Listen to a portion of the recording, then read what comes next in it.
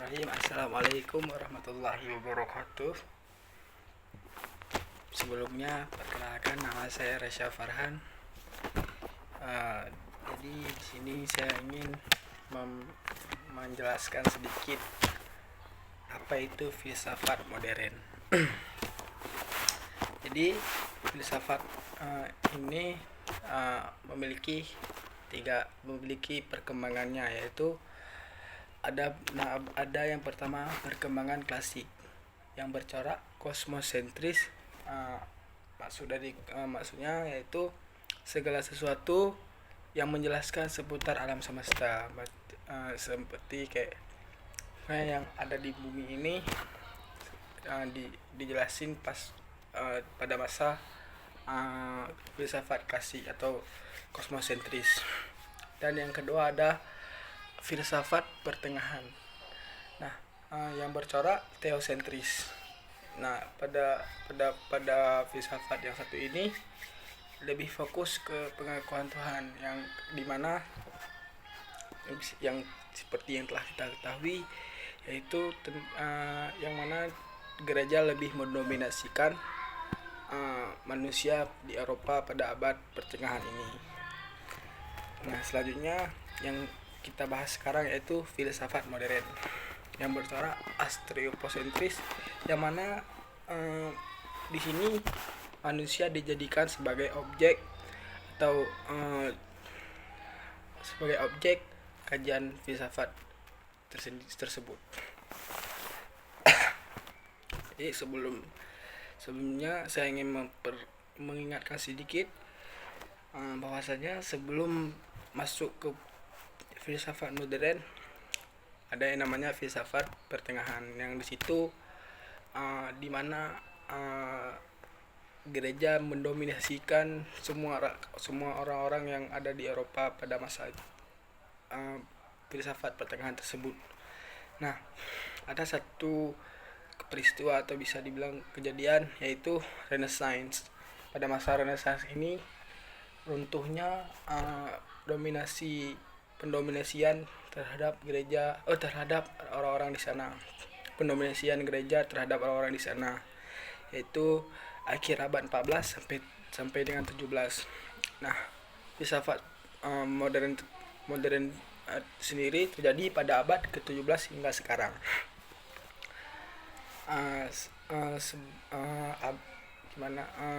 Baik. Pada masa filsafat modern ini ada yang namanya revolusi industri. Sedikit yang saya jadi revolusi 1.0 yaitu pada abad ke-18, yang mana ditemukannya mesin uap. Seperti kita ketahui, pada masa ditemukan mesin uap itu manusia berarti sudah ada perkembangan lah. Gimana kita bilangnya, ada namanya penemuan baru gitu.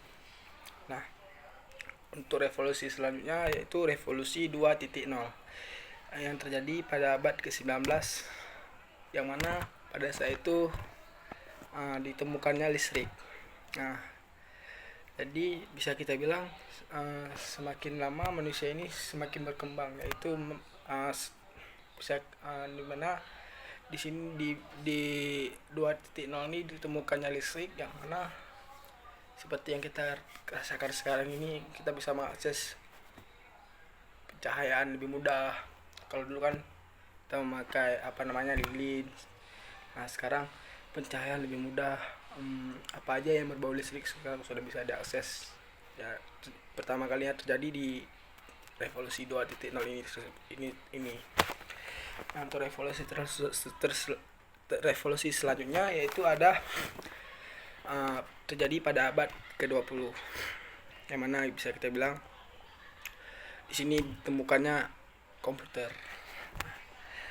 Jadi makin bisa kita bilang, dan makin lama manusia ini makin berkembang dan menemukan ide yang sangat bagus, bisa kita bilang begitu ya kan.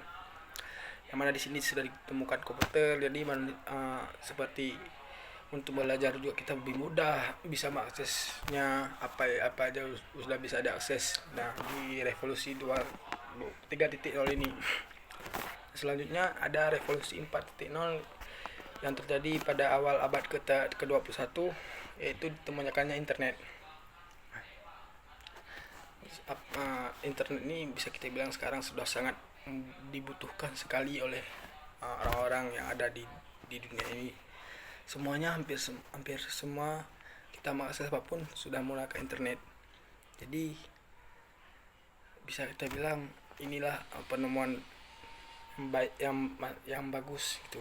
Nah, ada selanjutnya revolusi 5.0, yaitu yang sedang berkembang sekarang, yang biasa kita sebut yaitu AI, yang kalau misal bahasa Inggrisnya artificial intelligence.